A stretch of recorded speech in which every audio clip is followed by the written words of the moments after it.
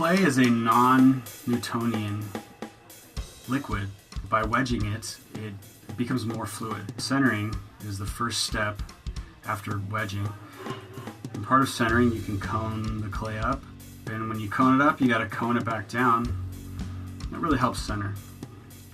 Then I open up the clay, this lump of clay that's been centered, and I'm making a bowl, so I pay particular attention to the bottom, the transition of the bowl, the round inside of the bowl.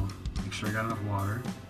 I'm bringing the clay from off of the wheelhead vertically, and I go right up, just right to the top, and I don't go past the top. And every time I do a pull, or almost every time, I will compress the rim a little bit. I'm trying to get the most out of the clay and make the most volume I can out of the amount of clay I have. Now to shape the inside, I'll use a rounded rib.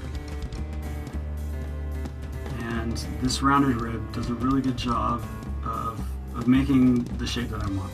Don't worry about that wobble, because when the wheel's not spinning, you won't even see it. After about a day or so, it's ready to trim. And you trim a foot. So I'm trimming a foot here. You can also refine the outside of the bowl a little bit if you would like, if you need to. Simple foot of the bowl. Now let it dry on a shelf until it gets bone dry, and we put it into a kiln for a bisque firing. Bisque firing takes the clay up to a certain temperature, a high temperature, and removes most of the water out of it. And you end up with a durable or semi-durable porous piece of bisqueware. Glaze is suspended solids in water. Solids are minerals and oxides.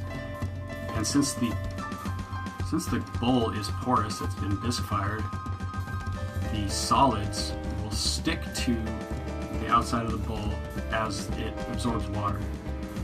Now it's ready to be fired into a glaze fire.